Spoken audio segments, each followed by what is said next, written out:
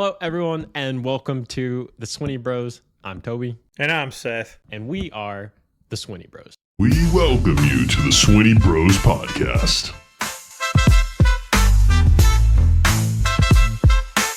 So, in today's episode number 1 between the Bros podcast, we're going to be talking about our top 10 picks for rounds 1 through 6 for the upcoming fantasy football season of the 2025 NFL. We're going to go through and pick each round based off of what we think is the best, what we think the best statistics will be, and our personal favorites for the upcoming draft. So, Seth is going to start us off and do his top 10 picks and make his arguments for what we think is going to be great. Okay, now my draft list is probably going to look a lot different than a lot of people's that I know, Toby's included, but this is all solely conjecture. I don't claim to be a fantasy guru. I just like playing the game. So round 1, number 1, if you're not picking Jamar Chase with your very first pick, you need to go to the doctor. Jamar Chase all the way. Number 2, I've got Bijan Robinson coming in strong at 2. Saquon Barkley at 3rd. Justin Jefferson, I dropped down to 4 just because of the hamstring injury that he got in practice on July 25th. And I'm not quite sure the chemistry that he's going to have with J.J. McCarthy just yet. So I've got him at 4. Coming in 5, I've got the strong line Jahmyr Gibbs. 6, the solid CeeDee Lamb. 7, Malik Neighbors. 8, Amon-Ra St. Brown. Number 9, I got Puka Nacua, and bringing up the rear at number 10, I've got Devon Achane. All right. I mean, that's not... I think that's a pretty solid list. Solid but unconventional for most people I know. I think Justin Jefferson might be ranked a little high, but I don't know. Maybe I'm just kind of a Justin Jefferson hater. But I think overall, I mean, that's a solid list. The confidence in Puka, considering his injuries. A lot of people have it, though. So my number 1, I can't really argue much there with Seth. Jamar Chase, I think it's just obvious. He dropped me 50-point games last year. It's pretty self-explanatory. Number 2, Bijan Robinson. I mean, Atlanta just keeps looking better and better. They keep making better draft picks, better choices on offseason signings, and they got a lot of talent involved. Number 3, I've got Saquon Barkley. I don't think you can go wrong. He's got one of the most standout seasons last season. He keeps getting better and better, and he's got a veteran offensive line from the Eagles returning. I mean, you've got so many options for success, and he's got a fantastic quarterback. Number 4, I've got Jahmyr Gibbs. I don't really think you can go wrong with either of these running backs. Personally, I'm more of a fan of Saquon Barkley. And right underneath him, I'm going to put CeeDee Lamb at number 5. I think even if Dak Prescott gets hurt, I think Joe Milton's been doing a fantastic job so far in the offseason as the backup quarterback, and he's got a gun, so you can expect 80-yard, 70-yard touchdown passes if he ever comes in the game.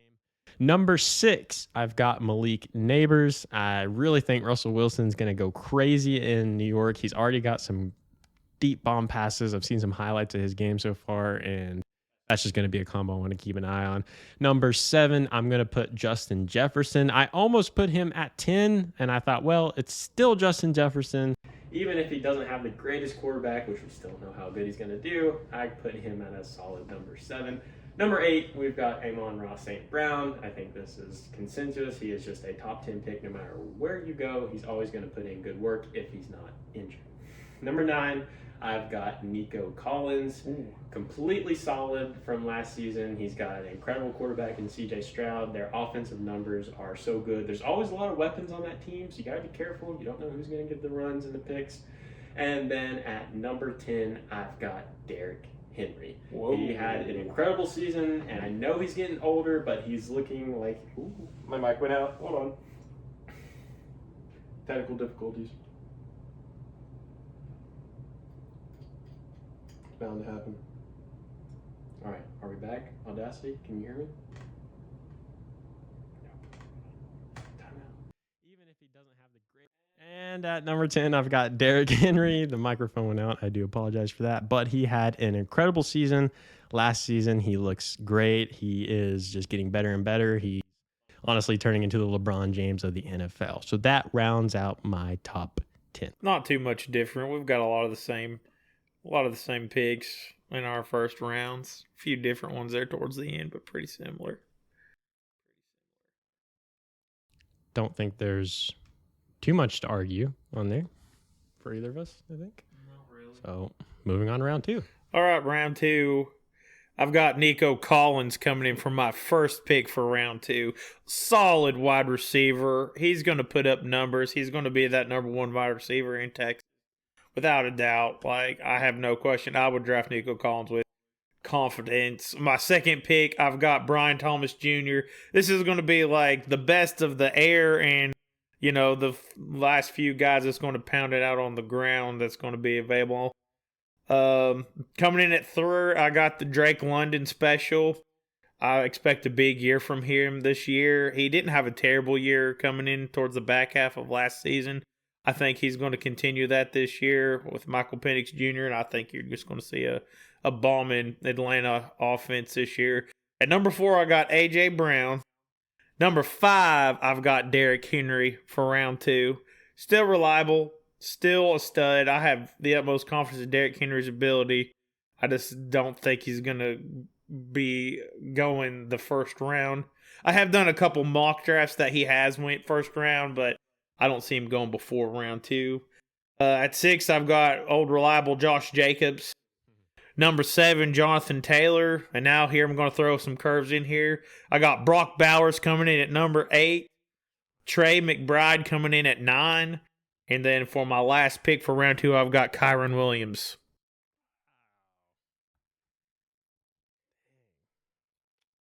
I mean, I think all of those are pretty solid, but I don't know. You disagree with the placement? No Bucky Irving in round 2? No. Oh. No Bucky Irving and you don't like any of the Miami power in Devon Achane? Really? Nothing. I mean, Devon is the best thing that the Dolphins have offensively. He had a pretty solid season, even when Tua did go out. It's not that I don't have love for Bucky. I just think he's more of a 3rd round pick than a 2nd round pick. Fair enough. So for my round 2, I'm going to put right at the first spot Puka Nacua. I don't think he's bad, and the only reason he fell out of my top 10 is I'm afraid that he's injury prone, and he's starting to kind of scare me with how often he does seemingly get hurt. He's turned into like a Christian McCaffrey, but I think he's a lot more reliable than Christian McCaffrey. And then at the number 2 spot in that round 2, I'm going to put Brian Thomas Jr. I think this is obvious. He was one of the most standout players of last season. I mean, he was doing incredible. I had him on my bench for the first little bit of the season, and I really, really regretted that. And he always did solid when I put him in. He is turning into a superstar. The chemistry going on there in Jacksonville is a sight to see. Even with Travis Hunter coming in, I think he's miles ahead of Travis Hunter. And then at the number 3 spot, I got Devon Achane from Miami. I think, yes, he is a shining star in this Miami offense, but typically in fantasy terminology, when we have a shining star, they overproduce or they don't do very well at all. And I'm going to go on the side of him overproducing some crazy points this season. I have a lot of faith in that.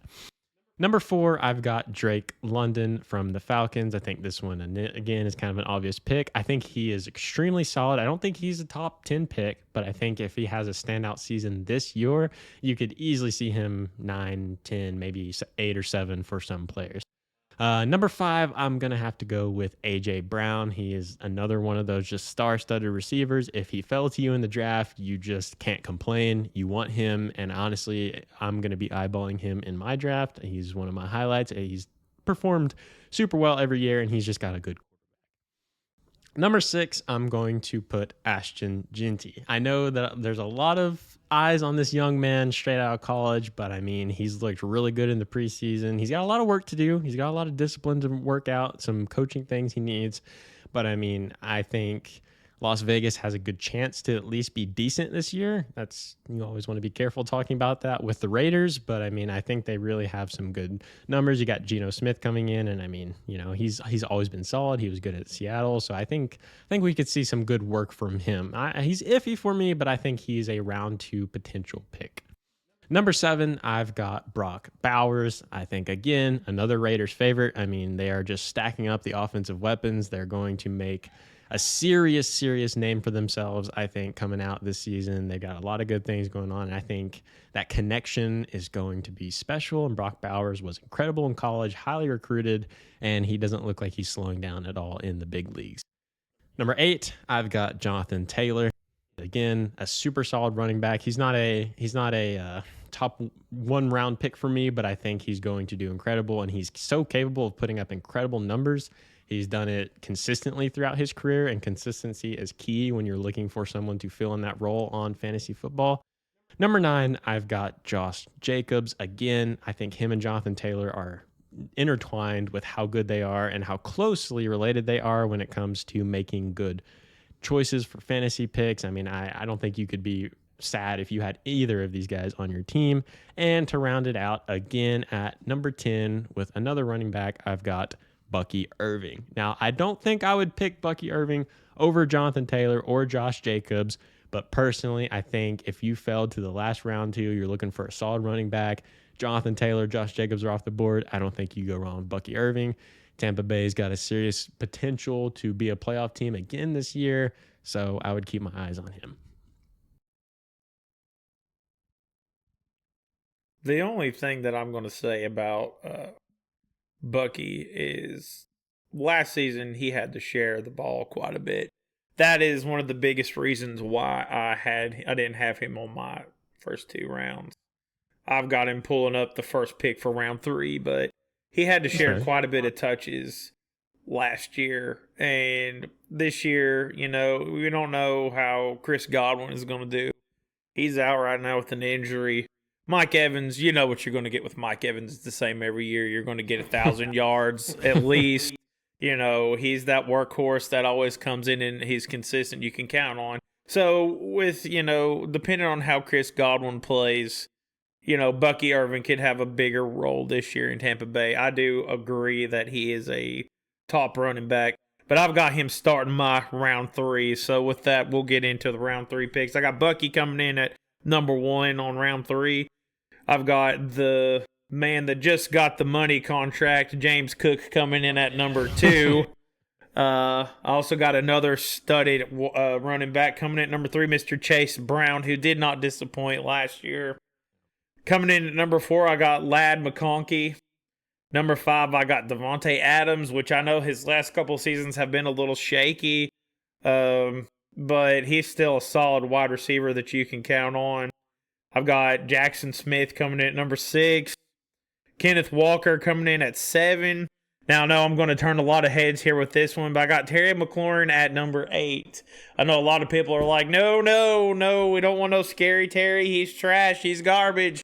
But he is still a workhorse. And I know everybody is freaked out right now because he's wanting a trade, and that's just what NFL players do. There's not really a lot of standout wide receivers in Washington, in my opinion, right now. Terry is one of those guys that you can rely on. Number 9, I got Garrett Wilson. And coming in at number 10, I've got T. Higgins. Okay. I mean, yeah, I think that's an overall solid list. I definitely raised question marks there, but I mean, you make a fair argument. I don't know. That one, I mean, there's a lot of people requesting trades. Like, I mean, even James Cook was wanting more money, and he was threatening to sell out for the Bills. I mean, you can make the arguments, but yeah, pretty solid list. I'm surprised that no Christian McCaffrey, though. Are you certified Christian McCaffrey hater? Like, what's going on? I'm not here? a hater. I just don't have very much confidence in Christian McCaffrey. When he is healthy, he is solid. But the question is, how long is he going to be healthy for? They've got his ADP at like the top 7th player in the draft this year, which is all well and good, and he might play, and this might be his best season yet.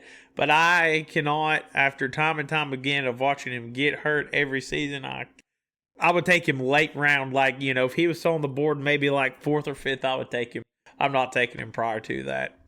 Okay. I mean, that's fair. So to start my round 3, I've got Christian McCaffrey at the number 1 spot. Christian McCaffrey is someone I've historically avoided in the draft, but he also has a very good team coming in this season. And I think, there's something that happens to players when they keep getting hurt and they don't give up, that it just kind of gives them an extra mile. We've seen that in Rob Gronkowski. I mean, and he goes on to win a Super Bowl with Tom Brady. So I don't think he's a safe pick. I think he's a high risk, high reward pick, and you're going to have to think about that if you want to pick him this high. Round 3, you can get some major firepower on your team, so that's something to consider. I know in our league personally, I don't think a lot of people are looking to get Christian McCaffrey. So falling right below Christian McCaffrey, I've got Chase Brown. Again, I think this is the safer of the 2 picks, and I don't think I would be disappointed taking Chase Brown over Christian McCaffrey at all. He had an incredible year, and I mean, if you want to talk about offense, Cincinnati always is just, they may give up 65 points, but they'll score 66 points on you as well. So Chase Brown, absolute solid pick.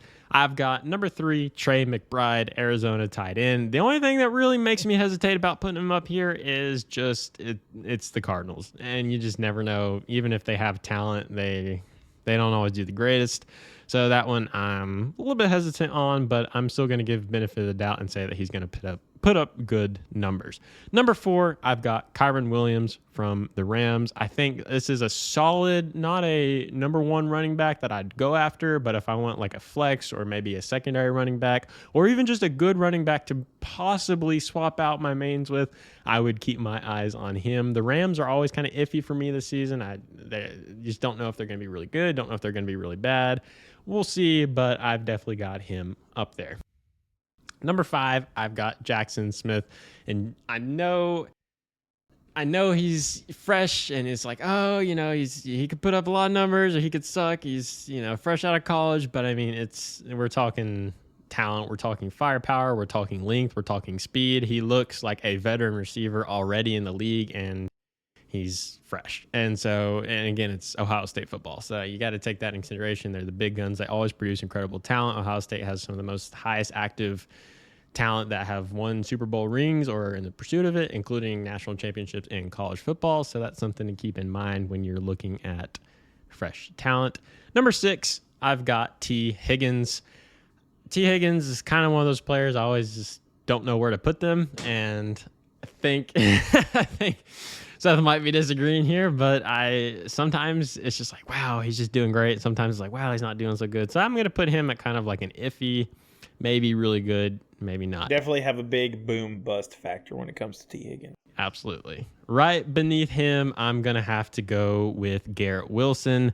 It is the New York Jets. It didn't do the greatest last season, but you could argue that's because of who was throwing the ball. You could argue it was bad coaching, but I'm going to keep him at a solid round 3. I think he's a good, decent pick, but I don't know if I would really go all out to get Garrett Wilson. I would look at other players, and other players that I would look at right underneath him is George Kittle. Now, it's the 49ers. He's getting older. He's, maybe starting to downward trend just a little bit in his ability to produce stats, but I really, really don't think that you can go wrong with him. And I think if you're looking for a tight end, number 1, if you're not able to get Brock Bowers or Trey McBride, look at George Kittle. I think he is definitely one of the top 5 tight ends in the league, and I don't think it'd be bad to use a 3rd-round pick on him. And rounding out my list, I'm going to have to go with Mike Evans, the stat machine, 1,000-yard season, every single season. I mean, he's going to be consistent. I would probably put him at a wide receiver 3, maybe a flex. I wouldn't be my top choice, but I think he's always going to put up consistent numbers, and it's just a safe bet going with Mike Evans. So that rounds out my list. I agree. Mike Evans definitely a workout horse. Not going to be disappointed in any shape, form, or the fashion. So starting off my round 4, I just want to say before I start with this number 1 pick, he is still a workhorse. There's still some concerns because of age and, longevity. Had a little bit of an injury last year, but I've got my number 1 pick for round 4 coming in with Alvin Kamara. He is still solid. I mean, in years prior, I would have definitely put him round 2.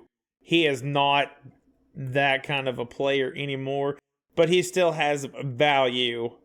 He's definitely going to be a dual threat running back when it comes to rushing and passing.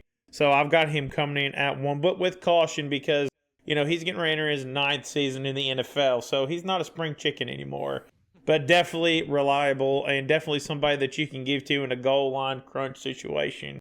Number 2, I've got Chuba Hubbard coming in with number 2. And for number 2 and number 3, it was pretty even for me. I've got James Conner coming in at 3. I think that either one of those guys could go either way. I don't really have a lot of confidence in Carolina's offense right now, so I think that Hubbard's going to have a big year. Conner, he's a really good offensive weapon, so that could go either way for me for both of those. I've got Mike Evans coming in at number 4 for my 4th round. Enough's been said about Mike Evans. I mean, he speaks for himself. For number 5, I've got George Kittle. I think that he's a great tight end. He still has a lot of life left in him, and, you can't go wrong drafting George Kittle anytime. I remember the first year that I drafted George Kittle, his rookie year, everybody was like, who's George Kittle? It's like, you'll see. You'll see. That was probably one of the best fantasy moves I've had. Coming in at number 6, I've got Breece Hall.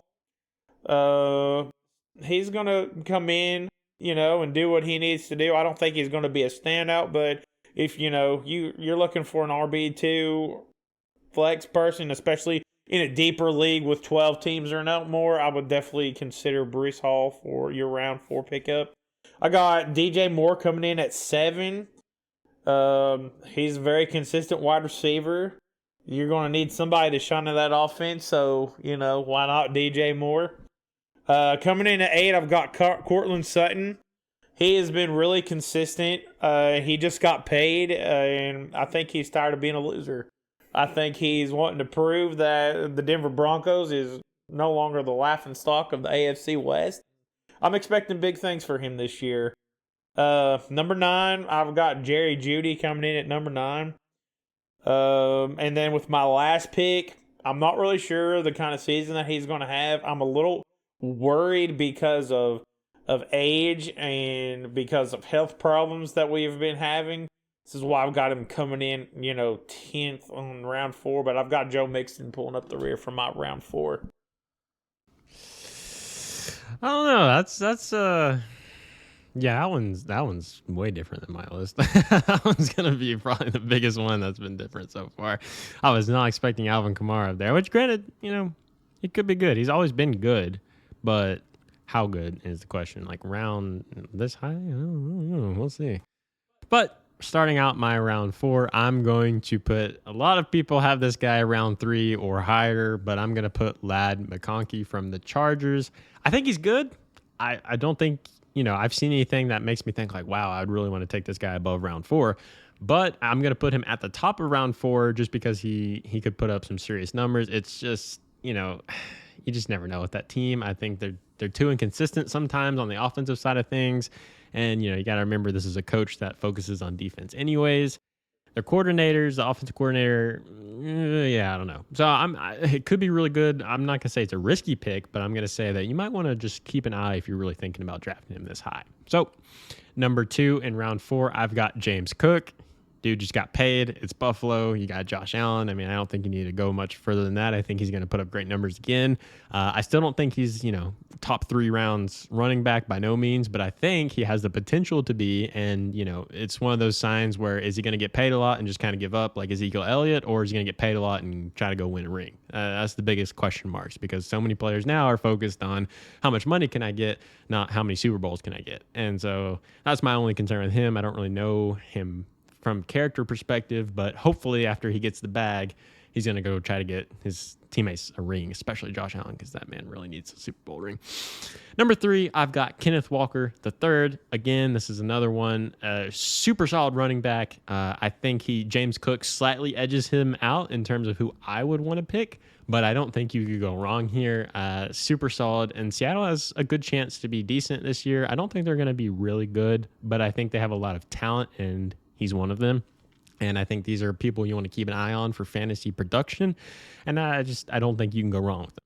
Number 4, I've got Breece Hall. Again, it's New York Jets. Again, Garrett Wilson, Breece Hall. It's like, wow, these guys did so good, and then they kind of did not so good. So where are they going to be this year? And, I remember last year it was like, wow, you got to pick these guys like top 10, top 20, no matter what. And now it's kind of like, are you sure you want to go with him round 4, round 5? But we'll see. I think there's a lot of potential there, but it's still the New York Jets, and it's New York Jets. Number 5, I'm going to put Omarion Hampton. I think, again, this is another one of those players from the Chargers that's going to get good looks, going to get good works, going to get good reps. It's just how much are they going to produce? Is it going to be, a in your ground digging for 5 or 6 yards for a few plays, and then, you're going to post 6 carries for 40 yards and that's it? Or we're going to be putting the nail in the coffin with touchdowns and an offense that has struggled to consistently put up touchdowns last season. It's like, okay, maybe you get 20 touches, but are you getting 50 yards and that's it? So I think he's a good pick, but I think we have a lot to see out of the Chargers as a whole in general, just to see how they go. Number 6, I'm going to put Terry McLaurin. I think anyone from the Washington Commanders that is on a wide receiver position you want to keep an eye on. I mean, I know Jaden Daniels runs the ball a lot, but that man can throw the ball too. He's got a good arm. He's got good vision. He's got good awareness. He may be putting up 100 yards rushing, but he's also putting up 300 yards throwing. And that entire team just has such a good opportunity of talent that I think they're going to easily be contenders again this year. No doubt about it in my mind. Number 7, I'm going to put the probably biggest question mark of my round 4. I'm going to put DK Metcalf. I don't really know, there hasn't been a whole lot of the preseason that I've been like, wow, that duo is like popping off, but it's still DK Metcalf. I still think he's got a solid 2 to 3 years left of good performance, of good solid numbers. It's still Aaron Rodgers. Just don't know what's going to happen, but we know the coach of the Steelers, and we know how good that they make talent, and I think that could be a very good, potentially strong option as a flex receiver. I don't think I'd put him anything above that, but who knows? Right below Metcalf, I'm going to put Chuba Hubbard. I don't think there's a whole lot to go wrong here, but it's Carolina. Keep that in your mind. I mean, yeah, I don't think there's a whole lot to really dive into for him. It's just going to be, can he actually get the ball without immediately getting tackled because his offensive line can't keep up? And that's the biggest fear. But, I mean, C.J. Stroud the other day was saying that Bryce Young is the best quarterback he's ever seen. So that's some pretty high praise to be thrown around the league. And, good quarterbacks generally have good running backs, or they at least make their running backs better off of their performance and their leadership. And speaking of running backs, right below him, I'm going to put James Conner. It's Arizona, and I almost didn't put him in my round 4 just because he didn't really perform that great last year, I don't think, in terms of his standard of what we would hold him to. So it's going to be a big question mark. Him and DK Metcalf are probably my 2 biggest question marks out of this list. I just don't know how well they're going to do. And rounding out the list at 10 is, no, it's not DJ Moore. I'm sorry, it's Cortland Sutton. I think the Broncos are going to be even better this year. And I wrote a full article about why I think they're better. And you've got such good talent coming in. You've got veterans you're signing. You're making good deals with your defense. They've got good defense, and finally they can say they've got good offense. Cortland Sutton just got the bag, like Seth said, and I don't think you could go wrong picking him, and he's going to be for sure who I'm eyeballing for my draft picks in the upcoming season.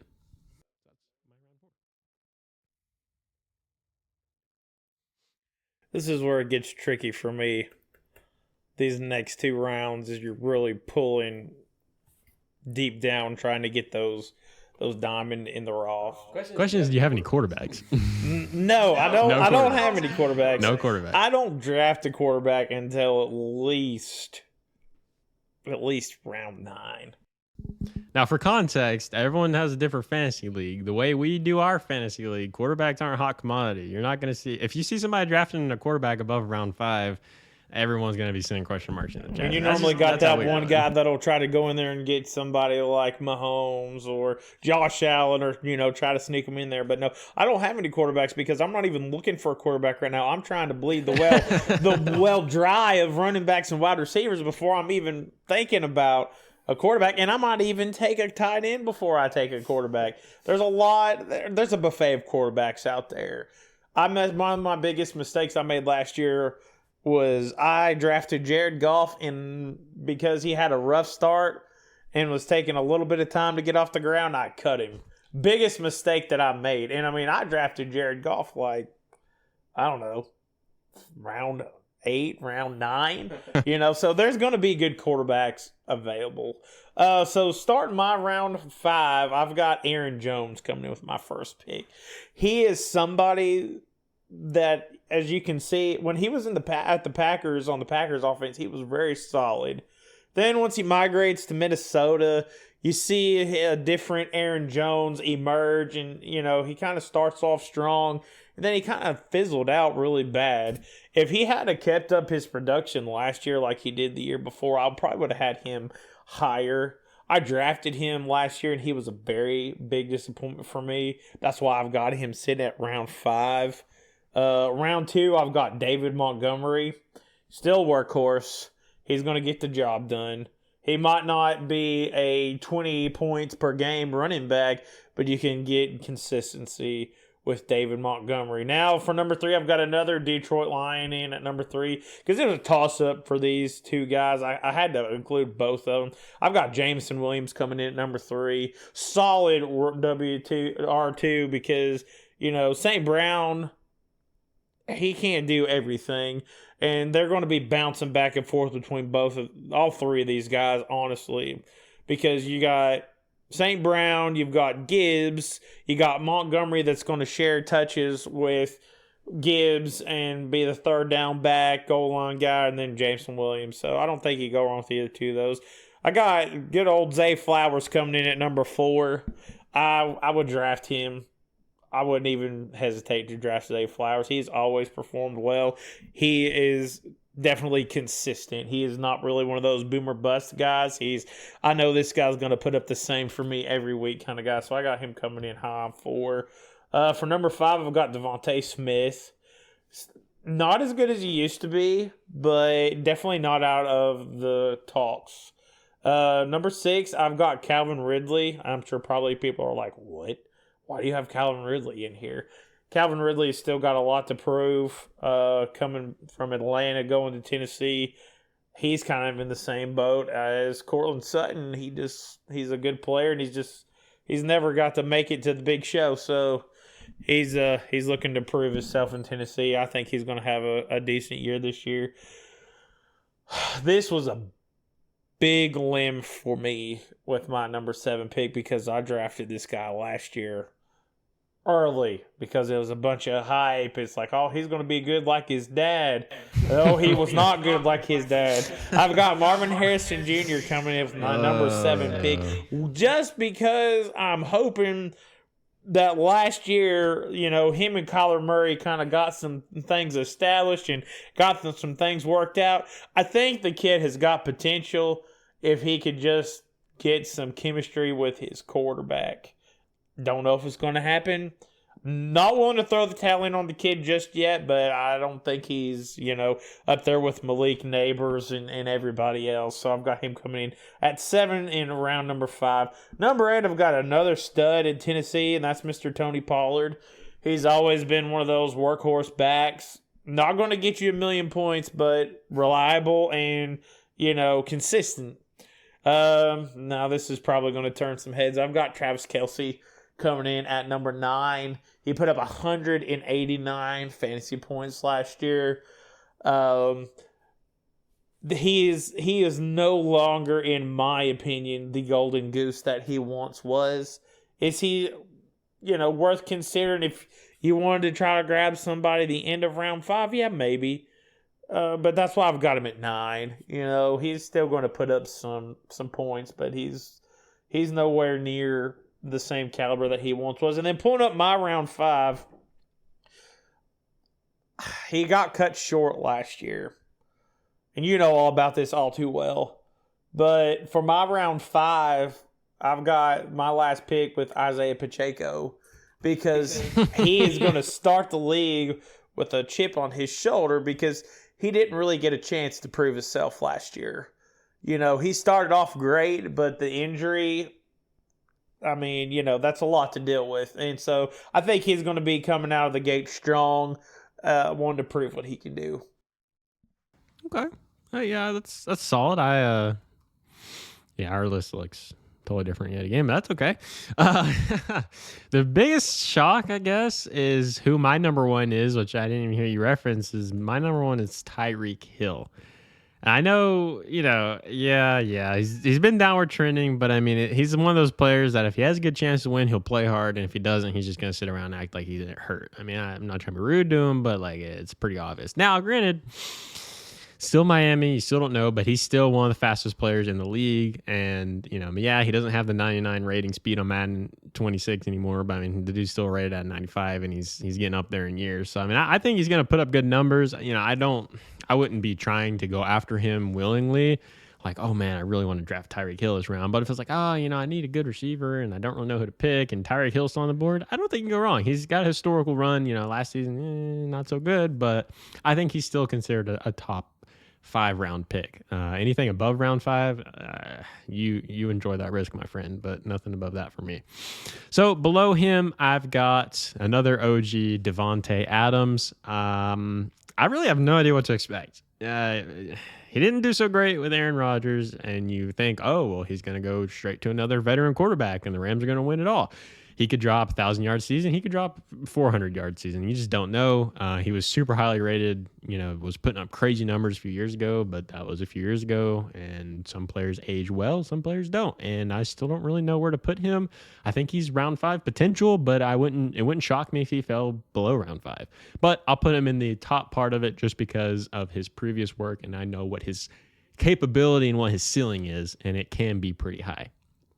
Right underneath Devontae Adams, I'm going to have to go with Trevion Henderson. I know he's a rookie, but if you watch the kick return for a touchdown, that man can fly. And I watched him a lot in college, and I was like, wow, I really hope the Broncos go after him. They didn't get to get him. However, he's crazy good. And I think even if he's just returning kick returns, I mean, he's not Devin Hester material, but I mean, he was fast. I know, he's looking good. If he's doing that and he's putting up good numbers as running back number 1 in New England with a fresh team, rebuild. They've had rebuilding for, several seasons now. He could be a star-studded pick out of this rookies coming into this draft. I don't have a lot of rookies in my top 5 rounds, but I think he is something that you could honestly even go round 4 with and not be disappointed. Just depends on the offensive line.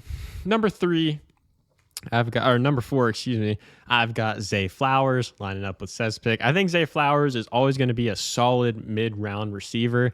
I mean, he's consistent, and some games he may not drop as much as you expect, but he's fast. He always has a good way of getting open, and plus he only seems like he's getting better as time goes on that he's in the league. I mean, even for a rookie season, he did phenomenally well. And, Lamar Jackson seems to be doing fine. I don't think he's downward trending at all. I mean, he's top 4 quarterback in my opinion right now. So I think Zay Flowers is just a super steady pick. And right below him, I'm just loving the receivers. At number 5, I'm going to put Xavier Worthy, the speedster out of Texas. I mean, it's Patrick Mahomes and it's the Kansas City Chiefs. They seem to be doing fine. He had so much promise and talent, and I just think it's going to get even better this year. I think Zay Flowers or Xavier Worthy, you're going to get solid performance. And, if it's a bench role or if it's a flex role, maybe even a wide receiver 2 role, that's up to you. But I think these are definitely ones you want to keep your eyes on. And honestly, any of those receivers I'd pick, but Xavier Worthy is really, really looking good. And that's hard for me to say as a Broncos fan, but he looks good. Number 6, I've got David Montgomery. This dude, I think I've drafted him more than anyone else ever in the history that I've been playing fantasy football. He is just always he's the most consistent fantasy football player I think I've ever drafted. And I got to find out how many times I've picked him, but I swear I get him like every year. He's just good. He gets overlooked half the time, and then he still puts up good numbers. They share the ball in Detroit, yeah, but if you put someone in for a 2-yard touchdown, it's David Montgomery. So I don't think you can go wrong with him. Number 7, I'm going to go with Devontae Smith. I wanted to put him higher. It's just he didn't look too good last year. And I mean, they did win the Super Bowl, so maybe he was really good. But in terms of fantasy stats, he kind of dropped off just a little bit. And I think he's solid and he's consistent, but I can't put him above any of the other receivers from this round that I mentioned. At number 8, I'm going to go with Calvin Ridley. He's coming straight out of a team transfer. He's still really good. I mean, I think he has the potential to be a top 20 receiver in the NFL if he gets the ball, and it's the Titans, so take that with a grain of salt. But if he can get the ball and gets some touchdowns, I really think he could put up some great numbers. Right below him, I'm going to go with, yet again, more receivers, Jalen Waddle. It's tough for me because it's Miami, but I think, especially if Tyreek Hill doesn't perform that well, then somebody's going to have to pick up the brunt end of things, and I think Jalen Waddle is capable of that, but he's at the bottom of my barrel. And last but not least, who I think is a super solid pick, again, a Tennessee Titan, I'm going to have to go with Tony Pollard, the seasoned veteran. He was fantastic everywhere he's been, and it seems like he's just consistently putting up good numbers. Not great numbers, but it could be great numbers this year for him, and he's someone I'm specifically keeping my eye on to see have a standout season for the Titans. And that's my round 5. I will touch base on Xavier Worthy just a little bit. I think Xavier Worthy has got the potential to have a really boom season this year. He was really picking it up last year there towards the tail end, and especially with Rajay Rice coming on a suspension. I think that'll make his value go up, and that'll really give him a chance to prove coming out of the gate early what he can do. All right, so last but not least, round number 6. This will be the round that I'll be looking to get a tight end, more than likely, round 6. I've got 4 tight ends on my list for round 6. So coming in number 1.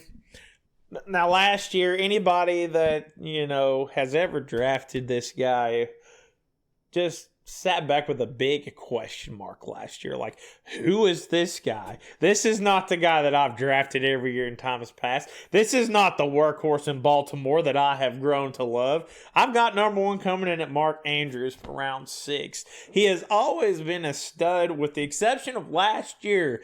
Everybody was like, where is Mark Andrews? Who is this guy? This is not the Mark Andrews that we know and love. However, everybody's entitled at least one bad season. Am I ready to throw the towel in on Mark Andrews? Not yet. If he has a bad season this year, then we could probably start, slowly walking away from Mark Andrews. I think he's still solid season tight end, so I've got him coming in with my number 1 pick for round 6. Number 2, drum roll, please. I've got J.K. Dobbins coming in on my 6th round pick. I know that, there's a lot of hype around RJ right now, but J.K. Dobbins is still that veteran guy. I mean, I don't think he's going to get the ball every time, but, he's one of those reliable guys that you can give the ball to.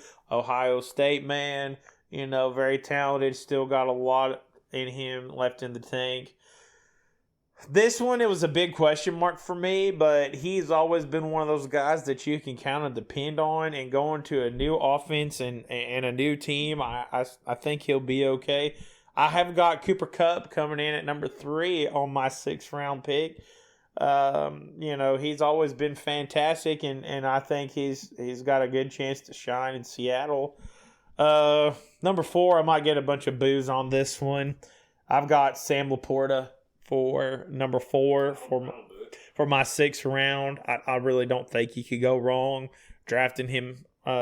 He's a good tight end. I mean, the biggest thing right now is Detroit is such a wealth of talent. That is really the hard part right now when you're looking at Detroit players. You've got, Sam Laporta, you've got Gibbs, you've got St. Brown, you've got Williams, you've got Goff. It is just a plethora of talent right now, and it's really hard because you're trying to dissect this off. And it's like, well, they've got this person, they've got that person. They're just studs right now. But I've got Sam Laporta coming in at 4. For all you Cowboys fans, I've got George Pickens coming in at number 5. I know a lot of people are going to disagree with that, but CeeDee Lamb can't do it all. Dak's got to have that second guy to go to. So I've got George Pickens coming up as my number 5 pick You guys let me know what you think about that. You want to throw your stones, it's fine. Throw them. I don't care. I will throw him out there all day long for this Cowboys offense. Where's Stephen A? What do you got to say, Stephen A? Okay, moving on. Number 6, I've got Tucker Kraft coming in. I think that's a good, solid pick. Green Bay is just one of those big question marks right now. They're kind of in the process of rebuilding. I think he's put up some solid numbers, and I don't think you can go wrong drafting him as a tight end. He's not going to be, one of those guys that just pulverizes, but I think he's going to be one of those guys that's going to be involved in the goal line offense, scoring some touchdowns. Coming in at number 7, I would draft without hesitation Mr. David Njoku. He had a fantastic season last year. Every time he comes to play, he never disappoints. He is a very productive tight end. He is a very consistent tight end. So I had to go with him for my number 7 pick. Coming up with 8, I can hear the boos now. I have got Brian Robinson Jr. coming up with number 8. Him and Austin Eckler are both very much still involved in the offense. And, they share touches and they both share a role. But I think that Brian Robinson Jr. is, still one of those guys that you can give the ball to and expect him to, produce. Coming up at number 9, and I've really seen him really low. And, I think it's not really fair that they have this individual as low as they do because he's always really been good. I've got Deebo Samuel coming in at number 9 for my 6th round pick. I don't understand all the Deebo Samuel hate right now, and I still think he's a fantastic wide receiver that's got a big season ahead of him. And then for my last pick, coming in for round 6, I have got Rome Odunze coming in at number 10. So I have got both of the Bears wide receivers in my top 6 rounds. I don't know about that one. That's a lot of faith in Caleb Williams, the most overrated player in the league. Not a bad one. I like the tight end picks, and I like the Deebo Samuel love. Brian Robinson, I think, is a solid pick, but I don't have anyone from Chicago in my round 6. I don't even think I picked anyone from Chicago except DJ Moore. Well, rounding out my number 1, which I guess, when we mentioned this could be booze, but I'm going to pick round 6, number 1, Sam Laporta. I know there's not much to add here. Detroit's just full of talent. You just don't really know who's going to be getting the ball. But I think he's very clearly, a threat if they use him. And we know the type of offense that they run. They use tight ends a lot, especially on the run game. But that does open the avenue for play action passes. And I think he's solid. I don't think I would try to pursue him, above any of my other tight ends I've listed. But I think if he's around in round 6, I would go after him. I really think he's solid. And if you need a good tight end at that point and you haven't really focused on him, I don't think you can go wrong with him. Number 2, I'm rating him very highly just because I watched him in college. I've got R.J. Harvey, another rookie, but I think he's going to get a lot of touches, and I think he's going to complement J.K. Dobbins very well. I don't think they're going to clash with each other at all. I think he's going to be producing what Denver has desperately needed, which is a good run game, and we needed good running backs. And so right below R.J. Harvey is J.K. Dobbins. I think J.K. Dobbins, again, is just a super solid pickup. I was so excited when I saw that they signed him, and I think him sharing the ball with R.J. Harvey, you've got kind of like the Nick Chubb, the girth and the strong running of J.K. Dobbins, and then you've got the speed of R.J. Harvey, and I think they're just going to complement so well. R.J.'s going to be picking up 6-7 yards, throw J.K. Dobbins in there, pick up a first down, and either of them are touchdown potential. So I'm fine with either of them. I'm a Broncos fan, but I genuinely think they're two very, very good running backs. Right below him, I'm going to put the biggest question mark in my round 6, which is Rashee Rice, and I don't know. It's tough for me because I do think he's still good, and I think he can still put up good numbers. Last year was pretty disappointing for him, but everyone's entitled to a bad year, like I said, and I think he's a potential round 6 pick for a receiver if people are still looking at that Kansas City option. Number 5, maybe actually a bigger question mark than the last one. I've got Chris Olave. And I know it's the Saints, and I know it's like, who the heck's going to be throwing the ball? But if someone's got to throw the ball and somebody's got to be open, if there's anyone on the Saints that can get open, it is Chris Olave. I think he has the potential to really put up a good season. You just got to have a good quarterback to get him the ball. Easier said than done, but he's going to be getting a lot of targets nonetheless. We'll see about the catches and the yards. Number 6, I'm going to put Caleb Johnson. The Pittsburgh running back background is a little sketchy right now. It's kind of, well, there's a lot of things sketchy. Well, I mean, who's his competition, Warren? Yeah, exactly. Somebody's got to get the touches. I mean, it's, we know he's going to be a starter. We know he's going to be running a lot. It does make him a little more injury prone, in my opinion, and that's the only thing I am kind of worried about is maybe over-exhaustion. That's kind of the bad thing when you don't have a good depth chart running back. But I do think he's going to put up good numbers. The Pittsburgh offensive line, I don't know. I don't really know how well they're going to do. So their run game might be a little, rough, but it is Aaron Rodgers, so he might throw a little voodoo spell on them, and they might be fine. So you just don't know how that's going to work. But right below Caleb Johnson, I'm going to put Brian Robinson Jr. I think he's very solid. I think he's going to put up some good numbers. Washington in general it's kind of like Detroit. They have a lot of talent around them. They have a lot of weapons. And, you always are careful when you're sharing the running back reps with someone else. But I think he's going to be a solid pick. I really think he's going to get some good numbers in and be a good, solid fantasy performer.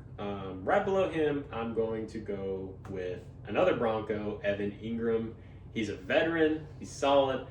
He gets a lot of hate, and sometimes he doesn't have the greatest numbers, but again, we're talking about the offensive style that the Broncos run. Sean Payton is notorious for check down passes, for the short little 5-6 yard gains, and when you have solid running backs, that means you have the option to do play action a whole lot more, and especially as much as Bo Nix sprints around, all it takes is play action, 5 yard line, boom, who's sitting wide open in the end zone? A veteran tight end. I think he's going to be a super, super solid pick. And right below him, I'm going to put Travis Kelce. I think they're both pretty similar in each other, but I am a little bit biased, so maybe that's why I go with Evan Ingram. But Travis Kelce, he's always been good. He's going to go down as one of the league's best tight ends ever, but he's really old, and he's getting banged up, and he's ready to retire. He's dating Taylor Swift. That's just minus points at that point, anyways. Like you're losing your mojo at that point, and and that, all the pressure that puts on him with all those eyes can be really good, and that can also be really bad. So I'm not too convinced there. Right beneath Travis Kelce, I've got Aaron Jones Sr. for Minnesota. If your quarterback isn't performing well, you got to pick it up somewhere. It's got to be in the run game. I think he's going to be a solid pick. I don't think he's going to do crazy good. I don't think they have the greatest offensive line. I don't think Minnesota is going to be good in general this year, but I think he will be solid enough to be a reputable bench running back in case of an injury, or maybe someone's on a bye week, throw him in on the starting lineup. And last but not least, rounding it all out is yet again another Minnesota player, T.J. Hawkinson. And I think if J.J. McCarthy does good enough this year and can actually move the ball around and the running game is good enough, we're going to see a lot of touches from him. I mean, he was a star player as it was. It's just he hasn't been able to get the ball that much. No fault to his own. And I think that's going to really be something I'm keeping an eye out for this Minnesota team, because if they can spread the ball enough, they can be good. I just don't know how confident I am in them. And so got him right at the bottom. Very, very interesting how we have a lot of similar players and then also a lot of different players. But we do have a lot of similar players on our list and a lot of similar players pretty close in our rounds. I will comment on Evan Ingram, though. I was a huge Evan Ingram fan when he got drafted by New York. He had a phenomenal rookie season at New York. He was fantastic the whole time he played in New York. And then when he went to Jacksonville, I don't know what happened. I don't know if it was Trevor Lawrence. I don't know if it was the whole Jacksonville just offensive scheme. It was like, who's this guy? This is not the guy that was playing in New York with Daniel Jones. And I mean, when you had a quarterback like Daniel Jones getting the production that Evan Ingram was getting, then you go to Jacksonville and it's just like he just nosedived. So, I mean, I'm not going to count him out because, everybody's entitled to a bad season. But, he's definitely somebody that I'll be watching. Well, I think that rounds out our picks. We went a little over time, so we're going to hustle into the closing section of the podcast, but we're going to skip through this a little bit. And Seth, you just tell me, based off what you've seen in the preseason, offseason moves, what do you think the Bills' regular season standing is going to be at the end of the season? I'm going to say right now I'm looking at 12-5. 12-5. So you think they're worse than last year? 12-5. Wow. I'm gonna go on a solid, and I'm gonna say I think they keep their last season. I think they go 13-4. I think they could easily go 12-5, but I think they could go 13-4. I think they could go 14-3. I think the biggest thing I'm worried about is James Cook. That's a big question mark because you don't ever know how guys are gonna go when they get that big contract. That's the only thing that really makes me hesitate. I think Josh Allen is the best quarterback in the league. I have no doubt about it. I think he is top one, and he will stay that way. I don't like Patrick Mahomes. Sorry, I just never will. Even though I do draft him every now and then. And historically speaking, Patrick Mahomes has been better than Josh Allen in the playoffs. But I think most of their meetups and times they've met in the playoffs, Patrick Mahomes has had a better team than Josh Allen has. Except the last one. I think the last one the Bills just choked. I'm just being honest. But either way, so moving on for me, my predictions of the Broncos regular season standings. I'm going to go with a solid 11-6. I think they have a tremendous amount of talent, and I'm going to be honest. I think they are Super Bowl contenders. I think they have the chance to go all the way. But the problem with a lot of young talent is you just really don't. You just don't know. And their defense was so good last season. Like they just turned it around, had one of the best defenses in the league, and they've added so much talent on the offensive side of things that it's like, wow, you guys have a lot of potential, but they're also very young still. They're very inexperienced. We haven't seen Bo Nix really break out of his shell yet. He put up fantastic numbers, but it's still, you can tell Sean Payton's kind of just babying him a little bit with the way they do the offensive scheme. But if he can break out of that comfort zone and he can really put up some more numbers and, spread the ball more and have a super consistent run game, because please, Lord have mercy, we need that, then I don't think they're going to get 31-7 by the Buffalo Bills again. But are they capable of beating the Bills? Are they capable of beating the Chiefs? They're close, but I don't know. We won't know until we see as the season plays out. But I need to see them against the Titans right now to really determine that. But I think a solid 11-6 is what I expect this. I'm going to go 10-7. I think that the Broncos are going to be the dark horse team of the AFC West this year. I think their biggest hurdle that they're going to have is Kansas City. I think that this is a young team. We all know what Sean Payton can do. He's proved that in years past, especially with Drew Brees and Ingram and Kamara when he went to the Super Bowl. He's a good coach. He's got some good players, and I think that this could be the year that Denver turns it around. So I'm really excited to see what they do this year. So to wrap it up, your most, I was going to say highlights, but we are running a little over on time. So tell me, what was the biggest takeaway from the NFL preseason so far? Keep your eye on Cam Little. If you haven't seen his 70-yard field goal kick, look it up. It's definitely worth watching. That is pretty crazy. I'm going to have to say, I mentioned it earlier, but I'm going to say Trevion Henderson. That man is just like, out of all the rookies I've been seeing, out of all the talent, other than the 7-yard field goal, out of all the talent, that he just looks good. And New England is like the biggest, like, okay, Drake May, you've been there for a while. Can you be good now? Are you guys going to go 4-13? Like, what's going on? But that dude looks talented. And if you're New England fans, you got a lot of hope to, I don't think New England's going to go 13-4 this season, but I think you have a lot of hope to at least not have such a losing record. I think they can compete, and he just looks special. So a lot to see, and unfortunately a lot of injuries, a lot of Achilles tears already, and you hate to see that. And it's just tough, especially when you haven't even started the season yet. But hoping that all the players that we've mentioned, that we've got eyes on, that you've got eyes on out there at home, that you're going to have a safe non-injury season, because that's exactly what ruined my fantasy football last season. So hoping that, and of course, just for the players' health and safety anyways, not just because they produce points in a makeup league that we play, but any closing comments there, big brother? I've enjoyed this. If you got any comments, please feel free to drop them in the comment section. We'd love to hear from you. Hope you guys have a great rest of the day. God bless. Drop your comments, follow us, subscribe to us. We're going to be uploading on Spotify, on YouTube, dropping clips on Instagram, and this is just the beginning. So if you like what you see, if you like hearing us yap about players that we've never even met in our lives, please just follow along with us. We hope you enjoyed it as much as we did, and we'll see you in the next episode.